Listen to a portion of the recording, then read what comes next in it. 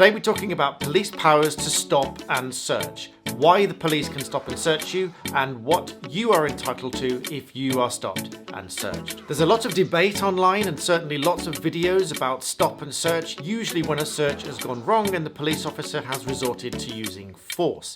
This video is certainly not legal advice, and it is certainly not to encourage you or to provide you a way to resist a search, or certainly not resist arrest. And if you're just joining our legal community, don't forget to like, comment, subscribe and hit the bell icon so you don't miss out on new videos, because I help you understand law. The first overarching thing I'm going to say is to remember that the police can always stop and talk to you at any time. But if they want to question you in any level of detail, it should ordinarily be in an interview situation and under caution. But I'll go into much more detail about being questioned by the police in another video. For now, let's focus on search. For a police officer to search you, certain provisions have to apply, and there are certain things you are entitled to know. But just to emphasise, these are things that you are entitled to know. They don't entitle you to refuse to cooperate with the search, and you might make things a lot worse for you and even get arrested if you do that. Many of you may have heard the term go wisely. This sets out the provisions of a search and tells you what you are entitled to know in the event of being searched. G is grounds. The police officer must have grounds for the search. For example, the police might have a reasonable suspicion that you've been involved in a crime. There may be a reasonable suspicion that you are in possession of a weapon or other prohibited article, or drugs, for example, or something else that you have on your person that you shouldn't have. But again, the police officer must have grounds to suspect that you might have such things that warrant a search. This sort of information might come from intelligence, it might be from something that someone has seen or reported, it might be something the officer has seen themselves, or perhaps even smelt, such as drugs. Although it's not good practice for a search to be based on smell alone. This is probably the best place to start, because the simplest thing to do would just be to ask the officer why you've been detained for a search. And the officer should tell you. For example, there might have been sightings in the area of someone carrying out a crime wearing a particular clothing. You might fit that description. The person may have been carrying a weapon, and this might form the reasonable grounds to suspect your involvement in a crime, possession of a weapon, for example. But just by asking the police officer, you might just have a conversation as to where you actually were, if it really wasn't you that was involved in this, or at least you will know what the grounds of the search are. The officer cannot base a search on instinct alone. He or she cannot just think you're carrying something for no other particular reason and carry out a search on their instincts. The one fairly broad exception to the specific grounds is called a Section 60 search, where an officer may search anyone in a given area at a given time. For example, during a riot, it would allow the officer to stop and search anyone in that particular area in a particular set of circumstances. In other situations, there might be a one-off, very serious incident, and the police are desperately looking for someone in the area who's responsible for it. There might be a Section 60 power to search anyone in that area at that particular time. O is for object. You can think of it as the object of the search, or the object that they're looking for, however it helps you to remember it. It's the thing the officer is looking for. Again, you can say to the officer, what is it that you are looking for? The officer should tell you, I have a suspicion that you're carrying a weapon or carrying drugs, and that is the object of the search, and you're entitled to know what the officer is looking for. W and I are warrant card and identity. The officers must identify themselves and which station they are attached to. If they're in uniform, you can still ask to see their warrant card. If they are in plain clothes, they must show you their warrant card. But they must identify themselves, their colour number, and what station they are attached to. You can remember this one because it's the next letter, S. So W, I, and S. Warrant card, identity, and station. E is the entitlement to a copy of the search record. So the police officer will make a record of the search, why they were carrying out the search, what they found during the search, how long it took, and what time it was, all of those kind of things. And you are entitled to a copy of this. But remember, the officer doesn't have to give you this immediately. It has to be as soon as practicable. In other words, as soon as it's completed and as soon as it is reasonably practicable to give you a copy of the search, which in most cases is going to be immediately afterwards when they've completed the record of the search. But bear in mind, if it's a very busy scene, it may not be completed immediately and you may not get a copy of it there and then.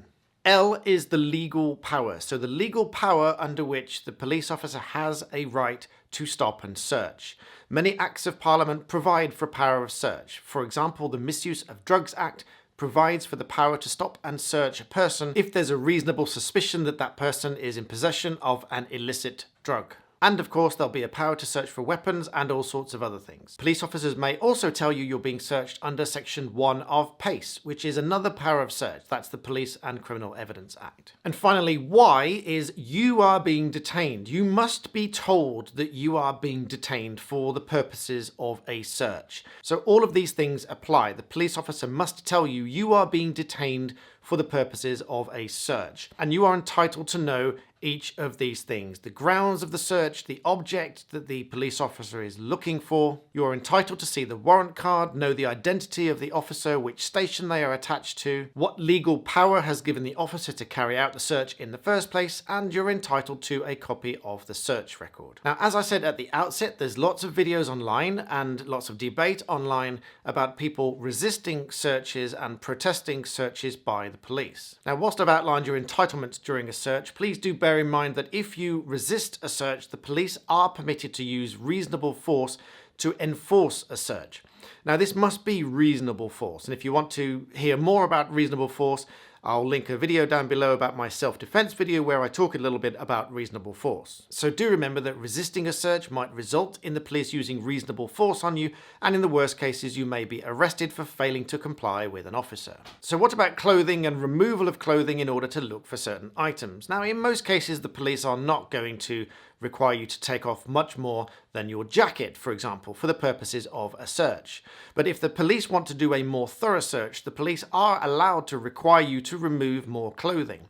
If it's more than, say, just your jacket, then that should be in a police van. But if the police want to do a full strip search, this must be done back at the police station or an enclosed police tent, and it must be done by an officer of the same sex. If the officer fails in or breaches any of the entitlements that we've set out here, it's important to remember that it doesn't automatically render anything found during a search inadmissible. For example, if the police officer didn't comply with any of those entitlements that you have, and yet found a large knife on your person, and this is obviously very dangerous, a judge is going to have the discretion as to whether to allow this as admissible evidence, irrespective of any breaches of your entitlement. But each case turns on its own facts, and depending on the severity of the breach and the items found, the way you were treated, the grounds for the search, whether it was lawful, all of these sorts of things will be considered in each case and on their own facts by a judge when considering the admissibility of any evidence of anything found. Also, depending on how you were treated and any breaches of these entitlements may give you a cause for complaint, which may result in an investigation of the officer and so on. But remember, making a complaint is very unlikely by itself to affect any prosecution against you for anything that's found on your person that you shouldn't have. So as I very often say on this channel, I do encourage you to be cooperative, to follow procedures, because if you are the one that is refusing to comply and refusing to follow procedures, then the complaint is going to point at you.